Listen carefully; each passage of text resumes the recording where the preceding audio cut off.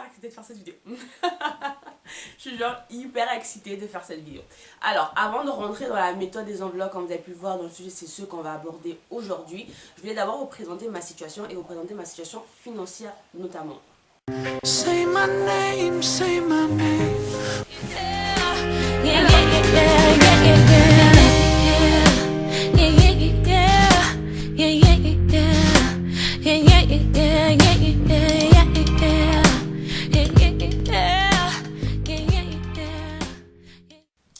Hello my populace, bienvenue sur ma chaîne, j'espère que vous allez bien. Première vidéo en français sur cette chaîne. Oui, je suis hyper excitée de vous faire cette vidéo là. Comme vous l'avez vu, on va parler de finances.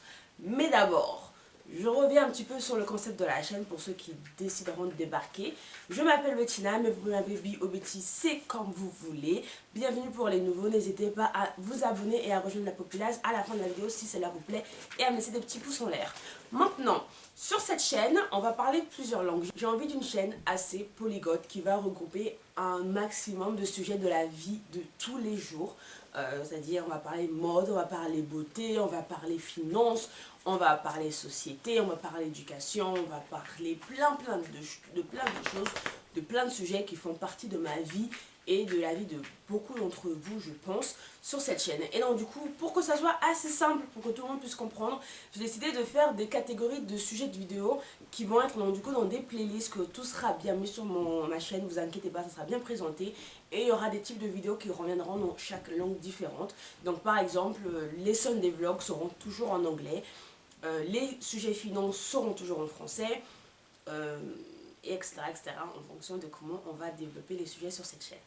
Voilà, je suis hyper excitée de faire cette vidéo. Je suis genre hyper excitée de faire cette vidéo.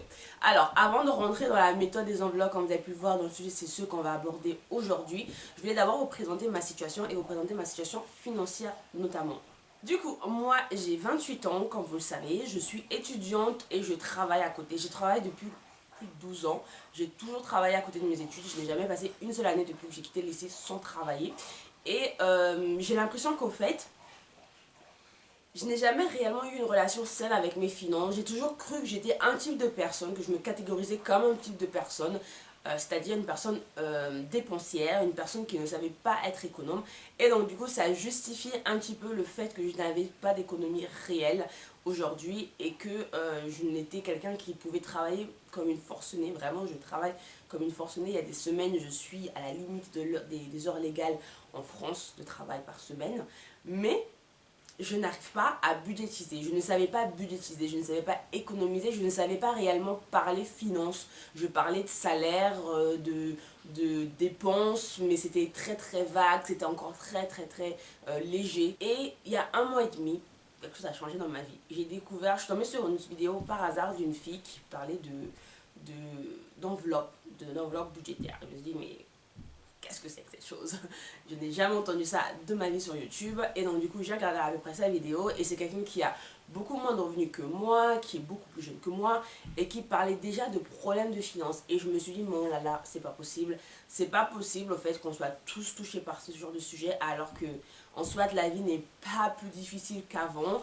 On a beaucoup d'aides aujourd'hui, on a beaucoup de choses qui certes ont des inflations, mais il y a aussi également beaucoup de choses qui sont beaucoup plus abordables et on vit de moins en moins, on vit de plus en plus confortablement, alors qu'on a des salaires aussi de plus en plus hauts. Et j'ai passé genre toute la semaine à regarder du coup des vidéos sur YouTube parlant du budget, parlons des enveloppes budgétaires, parlons des finances. J'ai passé ma semaine à regarder ça. Et il y a eu un déclic, je suis allée sur Amazon, j'ai acheté des enveloppes et j'ai commencé du coup à budgétiser ces enveloppes-là. Donc là, nous sommes, au moment où je fais cette vidéo, nous sommes à la mi-février. Nous sommes exactement le 14. Bonne Saint-Valentin à tout le monde. Cette vidéo sortira après la Saint-Valentin, je suis désolée, mais ça sortira quand même que 2 jours après. Donc c'est toujours valable. Alors, maintenant que ça s'est expliqué, on va donc décider un petit peu de pourquoi j'ai décidé de budgétiser. Parce qu'en soit, comme je vous ai dit, je suis célibataire, j'ai 28 ans, je travaille, j'ai 2 rentrées d'argent, j'ai 2 boulots pour ceux qui débarquent sur cette chaîne.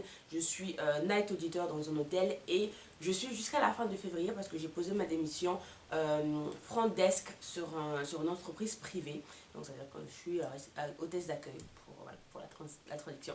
Je suis donc hôtesse d'accueil et réceptionniste de nuit. Voilà, donc 2 boulots différents qui m'ont du coup me donnent 2 rentrées d'argent et j'ai beaucoup de charges parce que il y a de cela 4 ans, je suis partie, un peu plus de 4 ans même, 6 ans maintenant, ça passe tellement vite. Ouh là là, ouais c'est vrai, ça fait 6 ans. Le temps passe, on devient vieux. Pardon. Du coup, ça fait 6 ans que j'ai souscrit à un prêt consommation, pas un prêt étudiant, même si le but c'était d'aller étudier avec, j'ai fait ça, je suis allée étudier avec, mais je n'ai pas pu prendre un prêt étudiant parce que ma situation ne me le permettait pas auprès des banques. Du coup, j'ai dû souscrire un prêt consommation auprès de ma banque, un gros montant qui m'a permis d'aller vivre en Amérique du Nord, donc aux États-Unis et au Canada pendant plus d'1 an et demi, et après je suis revenue en France. J'ai étudié aux États-Unis, ça m'a permis de vivre aux États-Unis, d'étudier au Canada et de vivre au Canada. Et c'est un prêt que je ne regrette pas, même si en soit il a commencé pendant que j'étais là-bas, c'était très compliqué, je ne vais pas vous mentir, à rembourser ce prêt-là. Et je suis toujours en train de le rembourser, je suis sur ma dernière année normalement de remboursement. Enfin, surtout si je mets en place ce budget que je vais créer de mes finances, normalement je devrais rembourser ça à la limite de la fin du mois, peut-être même pour mon anniversaire en octobre, qui sait, ça serait vraiment un très beau cadeau que je me ferai moi-même. Donc j'ai ce gros prêt qui est d'un montant de 450 € à peu près, que je rembourse depuis du coup 6 ans. C'est beaucoup, bref. Voilà, je me mets aussi dans ce fond là pour vous montrer un peu aussi l'envers du décor. Ça c'est réellement mon addiction première, les chaussures. On en parlera dans une autre vidéo, mais vraiment je suis addict aux chaussures et à la mode, et ça m'a pris beaucoup d'années à comprendre que en fait c'était pas une bonne chose et que je pouvais acheter des choses mais que ne pas d'être addict à ces choses là, parce que vraiment réellement combien de chaussures que j'ai ici je porte au quotidien. Bref, voilà. Alors du coup, donc ça c'est une première raison pour laquelle je budgétise, c'est pour pouvoir avancer le solde de mon prêt restant à la banque. Ensuite, la deuxième raison pour laquelle je décide de faire cette méthode des enveloppes, c'est simplement pour pouvoir gérer mon cash variable. Alors, j'utilise les termes un petit peu, donc je vais vous expliquer ce que j'entends par là. Donc, le cash variable, pour tous ceux qui sont des néo-finance personnes, on doit sur le sujet, c'est du coup ce qui est variable sur votre compte et qui n'est pas censé rester sur le compte, c'est ce qui est vos dépenses mensuelles. Donc c'est par exemple l'alimentation, les transports, le restaurant, les dépenses courses, voilà, les trucs un peu de soins, les trucs de produits ménagers, c'est toutes ces petites dépenses là que vous avez de temps en temps tous les mois, qui peuvent être variables en fonction des mois. Il y a des mois où vous allez peut-être dépenser plus en nourriture, vous allez sortir un peu plus, des mois où vous allez sortir un peu moins, et ce sont des charges qui sont du coup non fixes, qu'on les appelle variables. Et du coup ces charges là, pour moi c'est des charges qui n'étaient jamais gérées, et donc du coup je me retrouvais parfois à avoir un budget alimentation par exemple dans le mois qui était à 200 €, 300 € pour une personne qui est toute seule. Donc l'objectif ça sera du coup les épargnes. J'ai beaucoup de projets que j'ai envie de mettre en place, notamment un qui va commencer pour cette année, et j'aimerais du coup bien budgétiser ces épargnes pour pouvoir me lancer et arrêter toujours de dire je vais économiser et je le ferai plus tard, j'économiserai, je le ferai plus tard. Là, plus tard c'est maintenant. J'ai fait mes calculs, j'ai fait mon budget annuel. D'ailleurs je vais vous en parler, il y a une vidéo qui va arriver dessus. C'était la première fois que je le faisais évidemment, et c'était très compliqué, mais on est passé au travers. Je pense que c'est un truc que je conseillerais énormément à beaucoup, c'est avant de commencer toutes ces choses là, de voir la réalité en face, de vous asseoir avec vos comptes, de voir tous ces mois. Moi il y a des mois j'étais en découvert alors que je gagne très bien ma vie quoi, vraiment. En cumulant mes 2 rentrées d'argent, je suis à un salaire énorme pour une personne toute seule, et j'avais quand même des découvertes. Et à un moment donné c'était très régulier, et après ça s'était complètement estampé, et puis c'est redevenu encore très régulier, et du coup voilà, c'est des hauts et des bas qui n'avaient aucun sens, tout simplement parce qu'il n'y avait pas de contrôle, il n'y avait pas de gestion au fait de ces finances là. Et du coup grosse remise en question il y a 1 mois et demi, le début de l'année. Je me suis dit non, fin décembre, vraiment ça s'est passé fin décembre, je me suis dit non, et à un moment donné on ne peut plus agir comme ça, on ne peut plus faire ce genre de choses. Il y a des projets qui doivent être très concrets et qui doivent être réalisés, et surtout l'approche de mes 30 ans, j'ai encore 28 ans hein, mais l'approche de ma trentaine voilà, me fait un peu voir les choses différemment, et surtout le fait d'être tombé sur ces vidéos là qui sont hyper claires, hyper simples et en même temps tellement instructives, m'ont permis d'avoir ce snap on my face. Donc du coup, une fois que ça c'est dit, je vais vous présenter donc du coup mes enveloppes. Alors j'en ai acheté 2. elles se présentent comme ceci. Elles sont trop cute. Dans celui-là, c'est mon budget mensuel, donc c'est ce que je mets, mon cash variable. Alors, il y a aussi, entre guillemets, de l'épargne, parce qu'il y a des enveloppes qui ne sont pas censées être vidées tous les mois et qui sont censées être remplies quand même tous les mois. Ensuite, la deuxième enveloppe, c'est l'enveloppe des épargnes. Et là, pour le coup, il n'y a rien dedans, elle est complètement vide, mais je vous la présente quand même. Alors, savoir que j'ai commencé réellement à remplir ces enveloppes que le mois de janvier. Je vous explique, je n'ai pas du tout rempli les épargnes du mois de janvier, tout simplement parce que quand janvier est arrivé, quand février est arrivé, que j'ai dû recevoir mes payes de janvier, j'avais été malade pendant 10 jours, j'ai été covidée, j'ai eu le coco pendant 10 jours pendant le mois de janvier, ce qui fait que mes revenus ont également été impactés de ces 10 jours, et donc du coup je suis censée normalement retrouver un retour de ce salaire là sur ma paye de février. Donc du coup en gros il n'y a pas d'épargne, pour le mois de janvier. Mais en soit, je vais les retrouver sur le mois de février, mais je ne les compterai pas comme les épargnes de janvier parce que du coup, c'est budgétisé sur le mois de février. Et c'est hyper important d'être comme ça. Donc voilà, ce mois-ci, je me balade avec 0 épargne. Vous allez voir, les enveloppes, elles sont vides. Mais je sais qu'en réalité, c'est parce que c'est pas parce que j'ai dépensé plus, c'est juste parce que j'ai travaillé moins. Donc ce sont du coup mes deux enveloppes que j'utilise depuis le mois de janvier, depuis exactement la fin du mois de janvier que j'ai budgétisé. Et je trouve que je m'en sors plutôt pas mal. Ouais.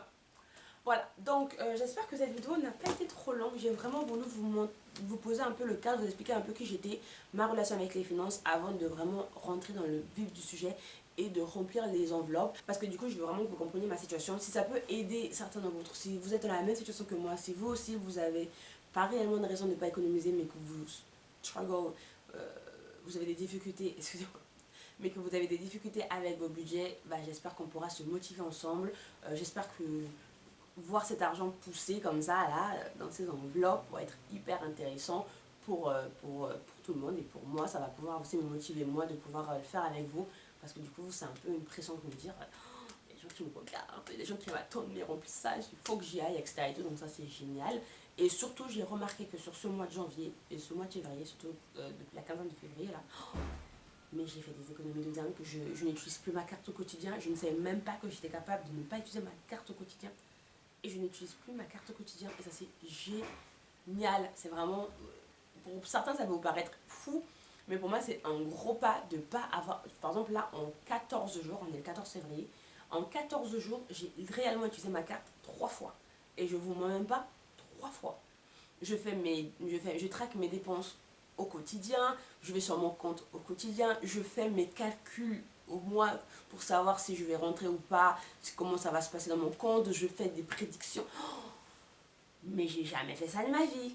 Non, franchement, je vous assure, cette méthode, elle marche. En tout cas, pour moi, elle a fonctionné. Et du coup, je vais l'utiliser pour les années à venir. Et du coup, au moins pour cette année, jusqu'à la fin de décembre. Et on va voir combien d'épargne nous aurons à la fin de mois et à la fin de l'année. Du coup, si vous êtes arrivé jusqu'ici, mais tellement bravo à vous, mettez-vous un thumbs up, vraiment vous assurez, merci beaucoup. Et puis n'hésitez pas à me laisser en commentaire quel type de vidéo vous voulez voir relié aux finances. On va parler de plein de choses, on va parler des petits challenges que j'ai voulu mettre en place, de comment je calcule mon budget, des courses que je fais. Bon, moi, on va parler vraiment de plein de choses. Ça va pas être que moi qui remplis mes enveloppes, parce que vu que je remplis mes enveloppes au mois, vous allez bien vous rendre compte que il n'y a pas beaucoup de vidéos sur ce sujet. Mais on va parler des finances en long et en large, des économies, des projets, des budgets, des créations de choses, des salaires extra, des revenus à côté. Enfin, on va parler plein de choses. Finances, je suis on fire sur ce sujet. Vraiment, je suis trop excitée de faire plein de choses dessus. Donc voilà, n'hésitez pas à vous abonner et à me suivre pour cette nouvelle aventure et pour parler finances et budgétiser notre vie. Je suis essoufflée et j'ai plus de salive. C'est normal ça ou... Genre j'ai la bouche sèche. Et enfin je vous dis abonnez-vous à cette chaîne, c'est hyper gratuit, ça prend 1 seconde, vous cliquez sur ce bouton là, le lien est en barre d'infos et vous retrouvez dans la populace pour des vidéos fun, sympas, plein de langues sur des sujets très complexes, très réels et très nécessaires à la vie. Voilà, donc je vous souhaite une très bonne journée, une très bonne soirée, peu importe l'heure à laquelle vous me voyez et je vous dis à la prochaine. Bye! girl about a 10. I should fuck her in the Benz.